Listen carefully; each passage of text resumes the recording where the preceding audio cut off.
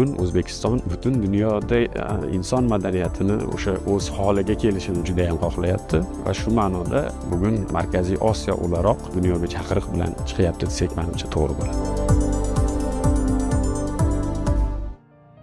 The International Congress, Central Asia, shared spiritual and educational heritage, shared future, brought scholars, cultural leaders and experts from across the region and Azerbaijan to the Center for Islamic Civilization in Tashkent.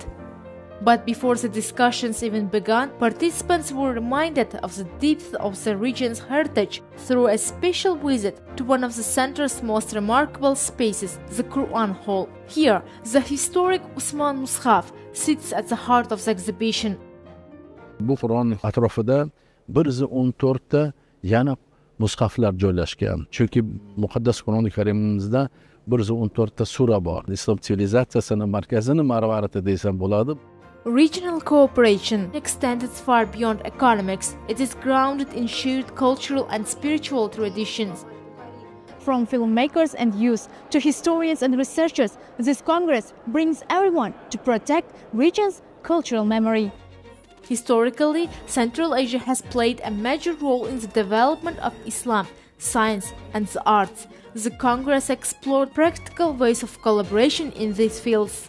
Markaziy Osiyodagi mana shu hamkorlik umuman o'z davrida juda katta inson taraqqiyoti uchun ulush bera olganini tushunish mumkin bu markazda va bugun aynan o'sha tarixga murojaat qilaroq, ya'ni biz kelajakka katta umid bog'ladik. Nearly 300 scholars, cultural specialists and educators took part. Şunki kongresin esası vazifelerinin biri bizim halklarımızın qadimiyetde, tarixte birliği, dostluğunun şunki günlerde de bir kadar devletlerinin liderlerinin, devlet baştorlarının bir taifsiz tağarlarları bilen devam ettirilýändigini ýene bir gezek suud etdi. The choice of venue, the Center for Islamic Civilization in Tashkent, symbolizes how the region's long intellectual tradition. Ana shu Markaziy Osiyoda, Ozarbayjonda buyuk shaxslar o'tgan, buyuk kashfiyotlar bo'lgan, ajdodlarimizni madaniy merosini targ'ib qilish, ularni asrab, avaylash va albatta o'rganish yo'nalishida kuchimizni birlashtirish masalasini hurmatli prezidentimizning asosiy g'oyalari va bugun mana biz ko'rib turibmizki, kongress ishtirokchilari yakdillik bilan bu g'oyani qo'llab-quvvatlab o'zini takliflarini beryapti, o'zlarini loyihalarini beryapti. Ministers of culture and experts exchanged ideas for joint festivals, exhibitions, film projects and heritage initiatives.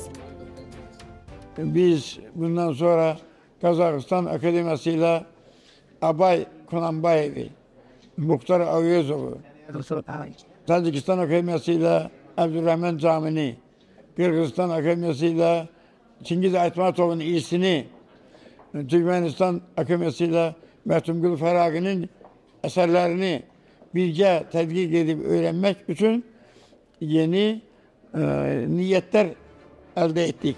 Institutions across the region, from museums and academies to libraries and film agencies, discussed digitalization, creative exchange and support for emerging professionals. Bugungi konferensiyaga barcha fanlar akademiyalarining prezidentlari tashrif buyurdi.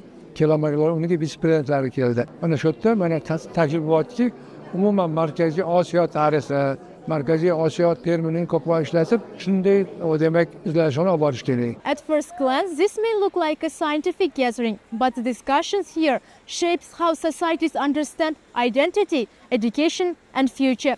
This Congress is a reminder that heritage is not something frozen in time. It's living and evolving part of who we are. The program also featured the presentation of the Heritage of the Future International Award, recognizing contributions to cultural and educational development. The ceremony was attended by the presidents of Uzbekistan, Azerbaijan, Kazakhstan, Tajikistan and Kyrgyzstan, underscoring the significance of the regional cultural cooperation.